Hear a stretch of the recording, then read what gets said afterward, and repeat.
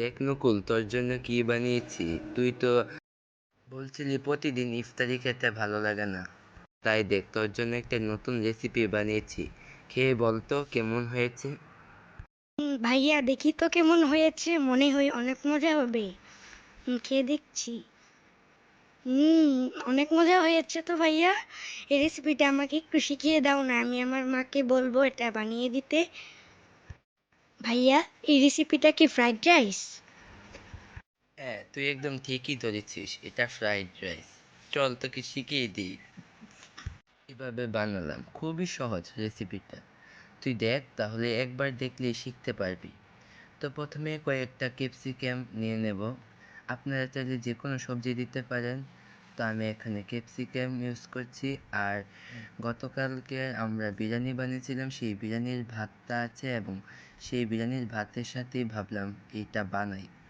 তো এরকম করে কয়েক ধরনের ক্যাপসিকাম কেটে নিলাম। তোমরা তুই চাইলে গাজরও দিতে পারিস, মটরও দিতে পারিস, বা আরও অন্যান্য সবজি তুই অ্যাড করতে পারিস। তো এগুলো দিয়ে এখন ক্যাপসিকামগুলোকে নিজের ইচ্ছে মতো যে কোনো সাইজে আমি কেটে নেব। তুইও চাইলে যে কোনো সাইজে কেটে নিতে পারিস। তো দেখ কীভাবে কাটছি, এভাবে সুন্দর করে কুচি কুচি করে কেটে নিচ্ছে। এভাবে কাটতেই আমার ভালো লাগে। তোরও কি এভাবে ভালো লাগে? না ভাইয়া, আমার এই ক্যাপসিকামগুলো আরেকটু বড় সাইজের কাটতেই ভালো লাগে, এত কুচি কুচি ভালো লাগে না। আচ্ছা, তোর যেমন ভালো লাগে তুই সেরকমই করে কাটিস। তো এখন একটি প্লেটে আমি 2টা ডিম ফাটিয়ে নেব। তুই ডিমগুলো দেখ কীভাবে ফাটাই। ডিমের সাদা অংশটা দেব না, শুধু কুসুমটাই দেব। তো ডিমটা ফাটিয়ে তারপর এটা থেকে এখন কুসুমগুলো তুলে নেব। আর চালগুলো দেখিয়ে দিই, দেখ এই চালগুলো বানিয়েছি,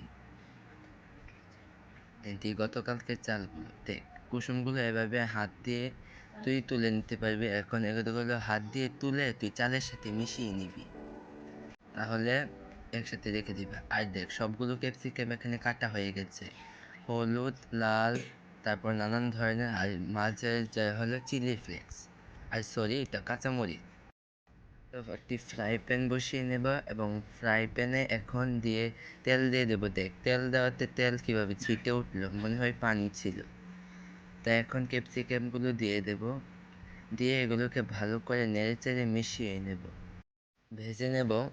আর হালকা একটু একটু লবণও দিয়ে দেব সাথে, তাহলে এটার স্বাদটা আরও বেড়ে যাবে। আর এটাকে ভালো করে ভেজে নেব। তো দেখুন, দেখ এরকম করে ভেজে নেওয়া হয়ে গেলে এখন আমরা এটাকে একটি প্লেটে রেখে নেব। আর সেই বিরিয়ানিটা চালটা এখন এটাতে দিয়ে এটাকে সিদ্ধ করব। দেখ কীভাবে করি, শিখ ভালো করে। তো সিদ্ধ করে নিলে সে ভেজে থাকা ক্যাপসিকামগুলো তুই এর সাথে দিয়ে দিবি। তো দিয়ে ভালো করে নেড়ে চেড়ে নিবি। সহজ না রান্নাটা? হ্যাঁ, অনেক সহজ তো এই রেসিপিটা। এটা তো আমার মাকেও বলা লাগবে না, এটা আমি নিজেই বানাতে পারবো। ক্যাপসিকামগুলো দেওয়ার ফলে খাবারটা আরও সুন্দর হয়ে গেছে। তো দেখ হয়ে গেছে, এভাবেই তোর জন্য খাবারটা রান্না করেছিলাম।